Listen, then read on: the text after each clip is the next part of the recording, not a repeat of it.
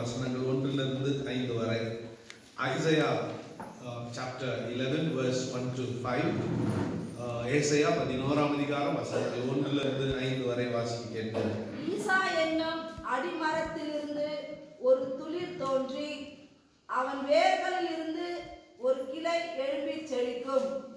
ஞானத்தையும் உணர்வையும் அருளும் ஆவியும், ஆலோசனையையும் பலனையும் அருளும் ஆவியும், அறிவையும் கர்த்தருக்கு பயப்படுகிற பயத்தையும் அருளும் ஆவியுமாகிய கர்த்தருடைய ஆவியானவர் அவர் மேல் தங்கியிருப்பார்.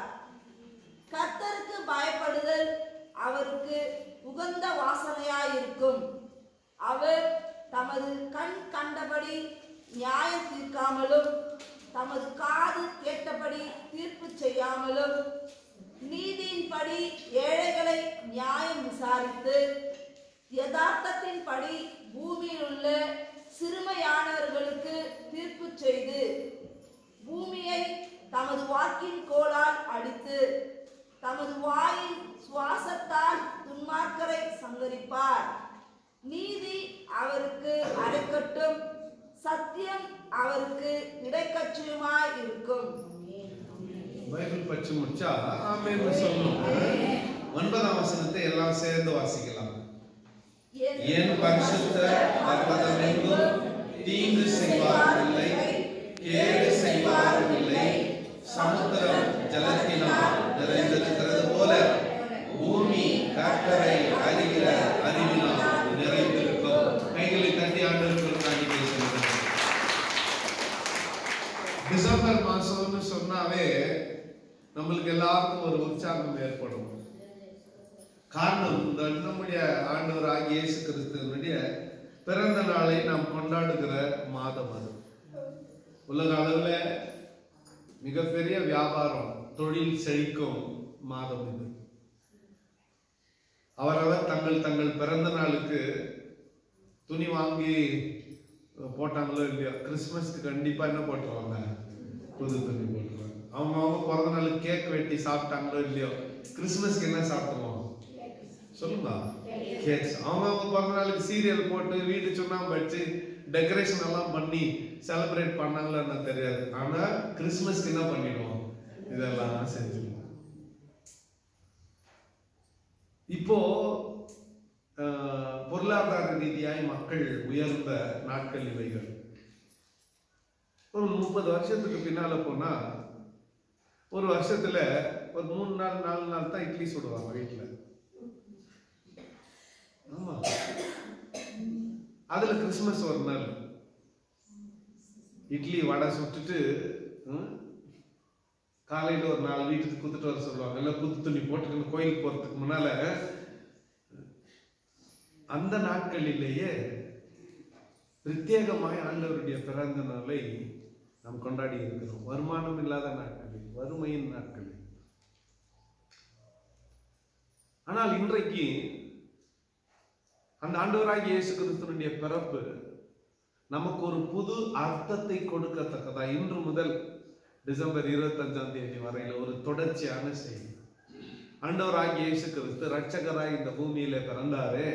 அவர் என்னவெல்லாம் செய்வார் நமக்கு, அவர் என்னெல்லாம் நமக்கு தருவார், அவரால் என்னெல்லாம் செய்ய முடியும் என்பதைத்தான் இந்த நாட்களில் நாம் தியானிக்க போகிறோம். ஏசாயா தீர்க்கதரிசிக்கு மேசியாவை கண்ட ஏசாயான்னு பேர்.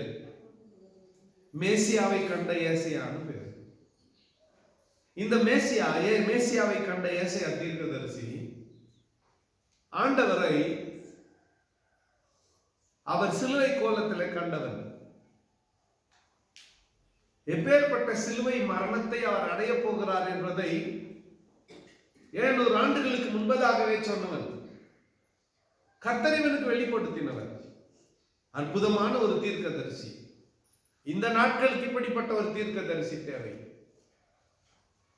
இவன் ஆண்டவராகிய இயேசு கிறிஸ்துவை குறித்து ஏசாயா தீர்க்க தரிசன புஸ்தகத்துல பல தீர்க்க தரிசன வார்த்தைகளை சொல்லி இருக்கிறார். நமக்கு ஒரு பாலகன் பிறந்தார், நமக்கு ஒரு குமாரன் கொடுக்கப்பட்டார்.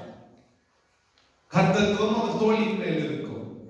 அவர் நாமம் அதிசயமானவர், ஆலோசனை கர்த்தர், வல்லமை உள்ள தேவன், நித்திய பிதா, சமாதான பிரபு எனப்படும்னு சொன்னவன் இவன் தான். இதோ ஒரு கன்னிகை கர்ப்பவதியாகி ஒரு குமாரனை பெறுவார், அவருக்கு இம்மானுவேல் என்று பெயரிடுவார்கள் என்று சொன்னவன் இவன் தான்.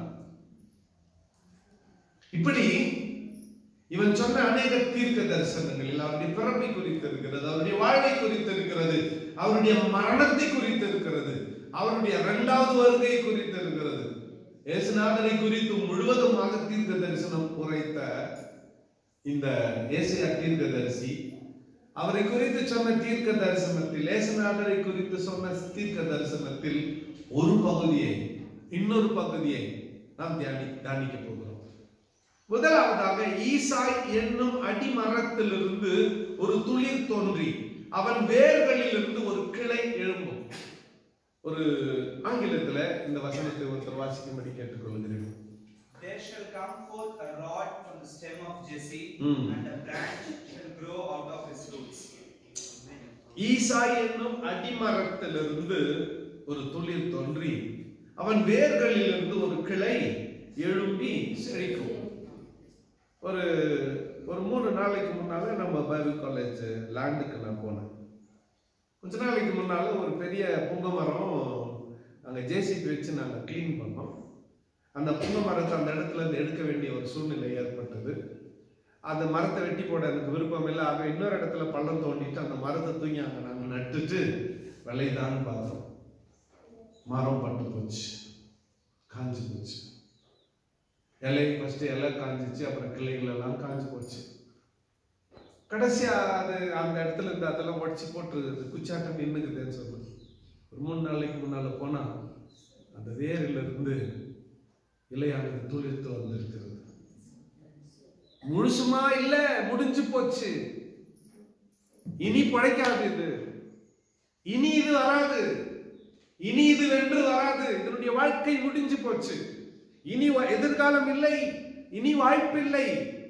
நம்பிக்கையற்று போன நிலைமையிலிருந்து, வேரிலிருந்து, அடிமரத்திலிருந்து துளிர் கச்சைகிறவர் நம்முடைய தேவனாகிய கர்த்தர். மேல பார்க்கிறப்ப எல்லாம் செத்து போயிட்ட மாதிரி தெரிந்தால் கூட அடிமரத்திலிருந்து அவர் துளிர்க்க செய்கிறவர். பாருங்க, ஈசாய் என்னும் அடிமரத்திலிருந்து ஒரு துளிர் தோன்றி அவன் வேர்களிலிருந்து ஒரு கிளை எழும்பி செழிக்கும். ஈசாய் யாருன்னா தாவீதுக்கு தகப்பன். இந்த தாவீதின் குடும்பத்தில தான் ஆண்டவராகிய இயேசு கிறிஸ்து வந்து பிறக்க போகிறார். இயேசுநாதருக்கு பல நாமங்கள், அவைகளிலே ஒன்று ஈசாயின் அடிமரம். அவர் அல்லேலூயா சொல்லுங்க. அவர் எப்படிப்பட்டவர்? ஈசாயினுடைய அடிமரம், ரெமனன்ட் ஆஃப் டேவிட், தாவீதின் வம்சத்திலே மீந்திருந்தவர் அவர். ஆஹோக என்று வாழ்ந்த நாட்கள் அல்ல இயேசுநாதர் பிறந்த நாட்கள். இன்னைக்கு நாம வாழ்ந்து கொண்டிருக்கிற நாட்கள் விடுதலையாய் வாழ்ந்து கொண்டிருக்கிறோம். யாருக்கும் அடிமை இல்லை. நாம் 1947க்கு முன்னால பிரிட்டிஷர்ஸ் நம்மை ஆண்டு கொண்டிருந்தார்கள். அப்ப அடிமையாயிருந்தோம். அநேக சுதந்திர போராட்ட வீரர்கள் தோன்றி நமக்கு இந்த சுதந்திரத்தை வாங்கி கொடுத்தார்கள். 74 ஆண்டுகள் ஆயிடுச்சு, 75 இயர்ஸ் ஆயிடுச்சு. இப்ப இருக்கிறவங்களுக்கு அந்த சுதந்திரத்தினுடைய மகத்துவம், மேன்மை தெரியாது. காரணம் என்னன்னா, அவங்க அதுக்காக கஷ்டப்படல. அதுக்காக கஷ்டப்பட்டவங்களுக்கு தான் அதனுடைய வருத்தம் தெரியும். அந்த காலத்தில் வாழ்ந்த மகாத்மா காந்தி, ஜவஹர்லால் நேரு போன்றவர்கள் அநேகர், நான் லிஸ்ட் சொல்ல முடியாது. ஆனால் அவர்கள் உழைத்த எத்தனை பேர் உயிர் விட்டார்கள்? எத்தனை பேர் தன்னுடைய உயிரை பணயமாய் வைத்தார்கள்? ரத்தத்தை சிந்தி மீட்டு கொடுத்த சுதந்திரம் இது. ஆனால் இந்த சுதந்திரத்தை இன்றைக்கு நாம சந்தோஷமாய் அனுபவித்துக் கொண்டு இருக்கிறோம். அன்னைக்கு அந்த சூழ்நிலை இல்லை. இயேசுநாதர் இந்த பூமியிலே வந்து பிறந்த நாட்களில் இஸ்ரவேலர்கள் ரோமர்களுக்கு அடிமைகளாய் இருந்தார்கள். ஏரோதியர்கள் இவர்களை ஆண்டு கொண்டிருந்தார்கள். இவர்கள் சுயமாய் சிந்திக்க முடியாது. அரசியல் ரீதியாக, சட்ட ரீதியாக இவர்கள் அடிமைப்பட்டு போயிருந்தார்கள். கட்டுப்பட்டவர்களாய் இருந்தார்கள். விடுதலையா இல்லை. அந்த நாட்களிலே வந்து ஒருவர் பிறக்கிறார், இவர்களுக்கு விடுதலை கொடுப்பதற்காக. அவர் எப்படிப்பட்டவர்? ஞானத்தையும் உணர்வையும் அருளும் ஆவியும், ஆலோசனையும் பலனையும் அருளும் ஆவியும், அறிவையும் கர்த்தருக்கு பயப்படுகிற பயத்தையும் அருளும் ஆவியும் ஆகிய கர்த்தருடைய ஆவியானவர் அவர் மேல் தங்கி இருப்பார். அவர் மேல் அவருக்கு இருக்கிற அடையாளம் பாருங்க, கர்த்தருடைய ஆவியானவர் அவர் மேல் தங்கி இருப்பார். சரி, அந்த கர்த்தருடைய ஆவியானவர் என்ன தருவார்னா, ஞானத்தையும் உணர்வையும் அருளும் ஆவியும், ஆலோசனையும் பலனையும் அருளும் ஆவியும், அறிவையும், மேலாக கர்த்தருக்கு பயப்படுகிற பயத்தை அருளும் ஆவியும். முக்கியமானது இதுதான். இன்னைக்கு செய்தியினுடைய சாராம்சம், அச்சாரமே இதுதான். கர்த்தருக்கு பயப்படுகிற ஆவி. A spirit that brings the fear of the Lord. கர்த்தருக்கு பயப்படுகிற பயத்தை நமக்கு கொடுக்கிற ஆவி. நீ கொஞ்சம் இல்ல, நம்மளுக்கு கர்த்தருக்கு பயப்படுகிற பயம் இல்லாம போயிட்டு இருக்குது. கொரோனா வந்து கூட நிறைய பேருக்கு பயம் வரல. ஆமா, பழைய மாதிரியே தான். அப்படியே இன்னும் அப்படியே இன்னும் நான் 50 வருஷம் இருப்பேன் அப்படின்னு பாத்துக்கிறாங்க. வர வாரம் வரல தாங்குமான்னு தெரியல, கிறிஸ்துமஸ் வரல தாங்குமான்னு தெரியல, 2021 ஜனவரி பார்க்கோமான்னு தெரியல. ஆனா வாழ்க்கை மட்டும் எப்படி வாழ்ந்துருக்கிறாங்க, இன்னும் 50 வருஷம் இருப்பேன் வாழ்ந்துருக்கிறாங்க. அருமையான ஆண்டவருடைய பிள்ளைகளே, கர்த்தருக்கு பயப்படுகிற பயம் நமக்கு வேண்டும். நம்முடைய வாழ்க்கை நிச்சயமற்றது. அந்த நிலைமையில் இருக்கும் பொழுது கர்த்தருக்கு பயப்படுகிற பயத்தை உடையவர்களாய் நாம் இருக்க வேண்டும். அதை தருகிறவர் பரிசுத்த ஆவியானவர். எதை மறந்தாலும் கர்த்தருக்கு பயப்படுகிற பயம் நம்முடைய வாழ்க்கையில இருக்க வேண்டும். என்னையும் சேர்த்துதான் நான் சொல்றேன். நிறைய நேரத்தில் எனக்கு கூட கர்த்தருக்கு பயப்படுகிற பயம் இல்லை. நான் கூட மாம்சத்துல பேசிடுறேன், மாம்சத்திலே நடந்து கொள்ளுகிறேன், மாம்சத்திலே சிந்திக்கிறேன், மாம்சத்திலே செயல்பட்டு விடுகிறேன். ஆனால் கர்த்தருக்கு பயப்படுகிற பயம் எனக்குள் இருந்தால் அவைகளை செய்ய மாட்டேன், அப்படி பேச மாட்டேன், அப்படி சிந்திக்க மாட்டேன், அப்படி யோசிக்க மாட்டேன், அப்படி நடந்து கொள்ள மாட்டேன். கர்த்தருக்கு பயப்படுகிற பயம் நம்முடைய வாழ்க்கையிலே மிக மிக முக்கியமானது.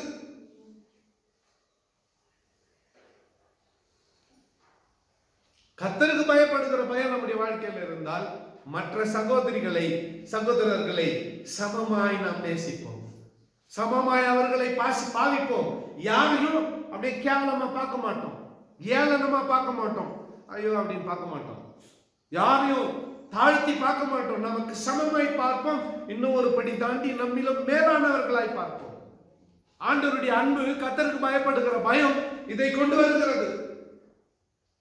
எப்ப நீ மற்றவங்களை நீ கேவலமா பாக்குறாயோ உனக்குள்ள பெருமை வந்துருச்சு. அழிய போறது அவங்கள நீ தான். நல்லா புரிஞ்சுக்கோங்க. எப்ப மற்றவங்களை ஒருத்தர ஏளனமா வீழ்ச்சடைந்தவங்களை, கஷ்டத்துல இருக்கிறவங்கள, வியாதியா இருக்கிறவங்கள, பலவீனமா இருக்கிறவங்கள, கடன்பட்டு போனவங்களை நீ ஏளனமா பாக்குறியோ, வீழ்ச்சி உனக்கல்ல அவர்களுக்கல்ல, உனக்கு தான். அவங்க ஏற்கனவே அவங்க கஷ்டத்துல இருக்கிறாங்க. அவங்கள நீ பெருமையின் கண்ணோடு பார்த்தா நெக்ஸ்ட் நீ தான் அந்த நிலைமைக்கு, அடுத்த அந்த நிலைமைக்கு வர போறது நீ தான். ஒருவேளை நீ அந்த நிலைமைக்கு வந்திருந்தா ஏன் வந்த நீ யோசித்து பார்த்தேன்னா, உன்னுடைய கடந்த காலத்துல நீ ரொம்ப பண்ணிருப்ப, பெருமையா பேசியிருப்ப, கர்த்தர் பார்த்திருப்பார், தலைமையில ஒரு கொட்டு கொட்டி இருப்பாரு, இந்த நிலைமைக்கு உட்கார வச்சிருப்பார். பரவாயில்ல, இன்னைக்கு ஒரு ஆண்டவரே நான் செஞ்சது தப்புன்னு மன்னிப்பு கேட்டான், மறுபடியும் பழையபடி கர்த்தர் உன்னை வாழ வைப்பார். ஐயோ, நான் சொல்றது புரியுதா? கர்த்தருக்கு பயப்படுகிற பயம் இப்படிப்பட்ட மாற்றத்தை ஏற்படுத்தும், இப்படிப்பட்ட மாற்றத்தை ஏற்படுத்தும். அதை தருகிறவர் தூய ஆவியானவர். அந்த ஆவியானவர் இயேசுநாதரின் மேல் இருக்கிறார். அவர் அது இருக்கிறதுனால, அந்த கர்த்தருக்கு பயப்படுகிற பயம் இருக்கிறதுனால, கர்த்தருக்கு பயப்படுதல் அவருக்கு உகந்த வாசனையா இருக்கும். அவர் தமது கண் கண்டபடி நியாயம் தீர்க்காமலும் தமது காது கேட்டபடி தீர்ப்பு செய்யாமலும் இருப்பார். கண் கண்டபடி நியாயம் தீர்க்க மாட்டார், காதுல கேள்விப்பட்டது உடனே தீர்ப்பு சொல்ல மாட்டார், ரெண்டு பக்கமும் விசாரிப்பார். இன்னைக்கு நிறைய நேரத்தில் நாமே தவறி விடுகிறோம். நான் கூட ஒரே ஒருத்தர் சொன்னது கேட்டோம், தலையேறி டென்ஷன் ஆயிடும், உடனே பேசிடுறேன், தீர்ப்பு சொல்லிடுறேன். அந்த அனுபவம் கேட்கறதே இல்லை, அந்த பக்கம் நியாயத்தை நான் கேட்பதே இல்லை. அப்புறம் காலம் தாழ்ந்த பிறகு உண்மை தெரிய வரும்பொழுது எல்லாம் முடிஞ்சு போச்சு, டேமேஜ் இஸ் ஆல்ரெடி டன். நீ என்ன பண்றது? நீ என்ன பண்றது? ஆனா அப்படி அவர் செய்ய மாட்டார். கண் கண்டபடி தீர்ப்பு சொல்ல மாட்டார். காதுல விழுந்தபடி தீர்ப்பு சொல்ல மாட்டார். அவருடைய தீர்ப்பு எப்படி இருக்கும் பாருங்க. ஒருவனுக்கு கர்த்தருக்கு பயப்படுகிற பயம் இருந்தால், ஒரு மனுஷனுக்குள்ள கர்த்தருக்கு பயம் இருக்குதா இல்லையான்னு ரொம்ப சுலபமா கண்டுபிடிச்சிடலாம். அடுத்த வசனம் பாருங்க. நீதியின்படி ஏழைகளை நியாயம் விசாரிப்பு. நீதியின்படி ஏழைகளை நியாயம் விசாரி. நல்லா கவனிங்க. ஏழைங்க அவங்க அவங்களுக்கு யாரும் இல்லை, அவை விதவைகளா இருக்கிறார்கள், அவங்களுக்கு யாரும் உதவியற்றவர்கள் அப்படின்னு நினைச்சிட்டு நீங்க இஷ்டமா அவங்களை என்ன பண்ணக்கூடாது, நியாயம் தீர்க்க கூடாது. கர்த்தர் அவர்களுடைய நீதிபரர். கர்த்தர் அவர்களுக்கு துணையாய் நிற்பார். கர்த்தர் அவர்களுக்கு ஆதரவாய் நிற்பார். அப்ப நீ மைனாரிட்டியா போயிடுவ. கர்த்தர் அவங்களோட சேர்ந்தா அவங்க மெஜாரிட்டி ஆயிடுவாங்க, நீ மைனாரிட்டியா போயிடுவ. அப்போ கர்த்தர் எப்படிப்பட்டவர்னா, ஒரு மனிதனுக்குள்ள கர்த்தருக்கு பயப்படுகிற பயம் இருக்கிறதா என்பதை தெரிந்து கொள்ள வேண்டுமானால், எவன் ஒருவன் ஏழைகளுக்கு நியாயம் செய்கிறானோ, எவன் ஒருவன் ஏழைகளுக்கு உதவி செய்கிறானோ, எவன் ஒருவன் ஏழைகளுக்கு நன்மை செய்கிறானோ, அவனுக்குள் கர்த்தருக்கு பயப்படுகிற பயம் இருக்கிறது என்று அர்த்தம். அப்படிதான் இங்கே சொல்லுது. அவர் கண் கண்டபடி நீதி செய்ய மாட்டார், காதில விழுந்தபடி நியாயம் செய்ய மாட்டார். மாறாக அவர் நீதியின்படி ஏழைகளை நியாயம் விசாரித்து யதார்த்தத்தின்படி பூமியில் உள்ள சிறுமையானவர்களுக்கு தீர்ப்பு செய்வார். யதார்த்தம் என்றால் நேர்மை, உண்மை, நிஜம். யதார்த்தத்தின்படி, நிஜத்தின்படி, நேர்மையின்படி, உண்மையின்படி அவர் தீர்ப்பு செய்வார். பூமி அனைத்தையும் தம்முடைய வாக்கின் கோலால் அடித்து, தம்முடைய வாயின் சுவாசத்தால் துன்மார்க்கரை சங்கரிப்பார். நீதி 5ஆம் வசனத்தை வாசிக்கலாம்.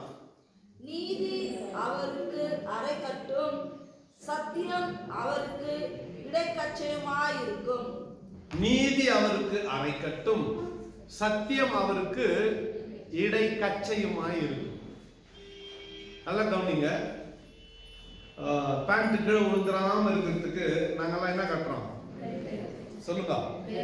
பெல்ட். காலையில காலேஜுக்கு போன நாட்கள் எனக்கு ஞாபகத்தில் வருகிறது. காலையில சாப்பிட்டு பிரேக்ஃபாஸ்ட் எல்லாம் பண்ணிட்டு இல்லை, நல்லா சைக்கிள் மடிச்சுன்னு போவோம்ல. 10 மணி 11 மணி ஆன பிறகு கரெக்டா இருக்கும். அது வரல இன்சைடு 11:30 ஆன பிறகு கொஞ்சம் கொஞ்சமா என்ன ஆகும், லூஸ் ஆகும். ஏன் சொல்லுங்க? 1 மணி ஆன பிறகு ரெண்டு கையும் எங்க வந்துடும், பாக்கெட்ல வந்துடும். ஏன்? பேண்ட் கீழே விழுந்துடாம தூக்கி பிடிக்கிறதுக்கு.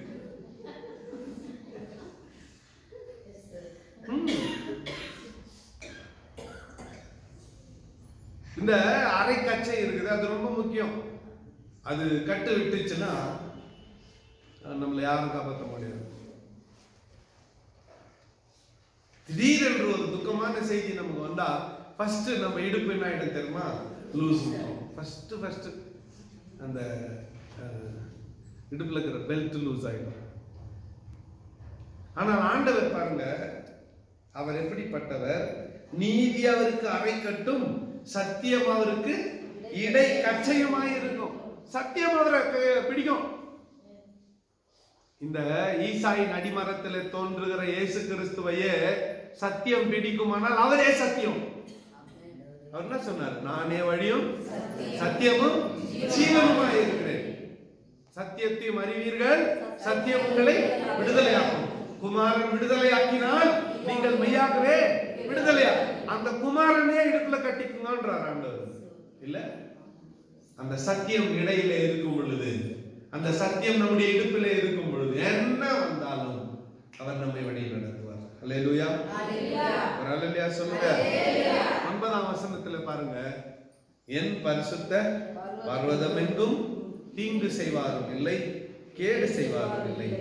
சமுத்திரம் ஜலத்தினால் நிறைந்திருக்கிறது போல பூமி கர்த்தரை அறிகிற அறிவினால் நிறைந்திருக்கும். அருமையான ஆண்டவருடைய பிள்ளைகளே, இந்த காலவெளியிலே நல்ல ஆண்டவருடைய வார்த்தை கேளுங்க. இந்த கர்த்தருக்கு பயப்படுகிற பயத்தால வரக்கூடிய நன்மைகளை கொண்டு வந்தவர் தான் ஆண்டவராகிய இயேசு கிறிஸ்துவனுடைய அவருடைய பிறப்பு நமக்கு இப்படிப்பட்ட ஆசீர்வாதத்தை கொண்டு வரக்கூடியதா இருக்கிறது. இயேசுனுடைய பிறப்பு இந்த வருஷம் கர்த்தருக்கு பயப்படுகிற பயத்தினால் ஏற்பட்ட நீதியையும் நியாயத்தை உண்மையையும் நேர்மையையும் கொண்டு வரட்டும்.